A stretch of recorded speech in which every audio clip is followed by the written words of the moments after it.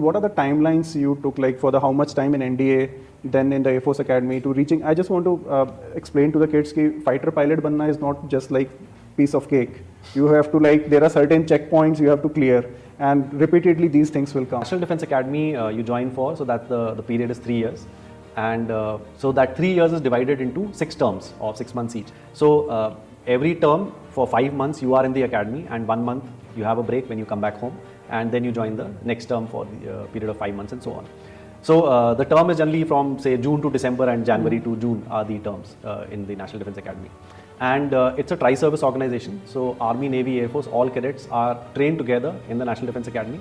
And for the first 5 terms, the training syllabus and all the training, everything is identical, and you train together.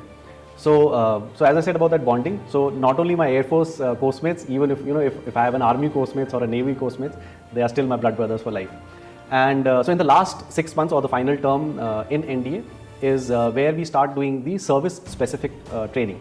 So during those service, so rest of the training, the physical training, etc., everything goes on, but there are certain periods in your schedule which are termed as service periods. So during these service periods, the Army cadets go to a place which is called the Army Training Team, the Air Force cadets go to the Air Force Training Team, and the Naval Training Team, as the case may be. So there your service specific training starts.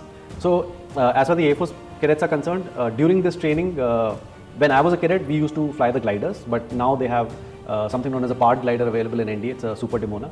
So that is what the cadets fly in the last 6 months at NDA. Having completed the NDA, so in NDA your rank is a cadet.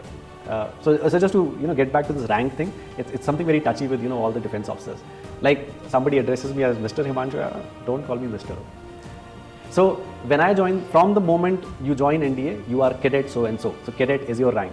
Once we go to the Air Force Academy, we become flight cadets, and the Army officers become gentlemen cadets, and so on. So after becoming flight cadets in the Air Force Academy, there is another, we underwent another 1 year of training before we got commissioned. And at the time of commissioning is the point where the trifurcation also happens. So for the flying branch, you're trifurcated into fighters, transports, or helicopters. So that's going to be your stream within the flying branch for the rest of your life. So I got commissioned as a fighter pilot. And so this training pattern has now changed slightly, wherein the trifurcation happens after the first 6 months of basic flying. So basic flying now is done on the aircraft called Pilatus.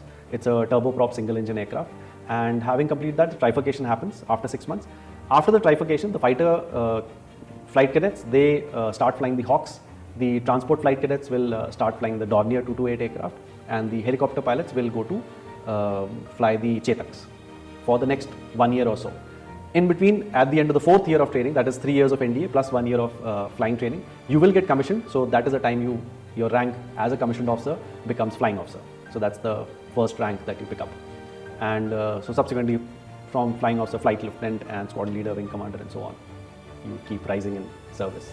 Okay. So can I say that the 3 years of NDA and 1 year of Air Force Academy, the 4 years it takes to reach to the... So that's a landmark point where you're getting commissioned, but your training is still not over. So you've done 6 months of Pilatus, 6 months of Hawks, then there is another 6 months of Hawks still remaining, so that you complete as flying officers, and then you are posted to your operational squadron, which could be a Su-30 squadron or a MiG-29 or a Jaguar or whatever the case may be. So then people are sent to various squadrons. Similarly for the transport pilots also, once they complete about 1 year on the Dornier aircraft, then they are sent to various transport squadrons.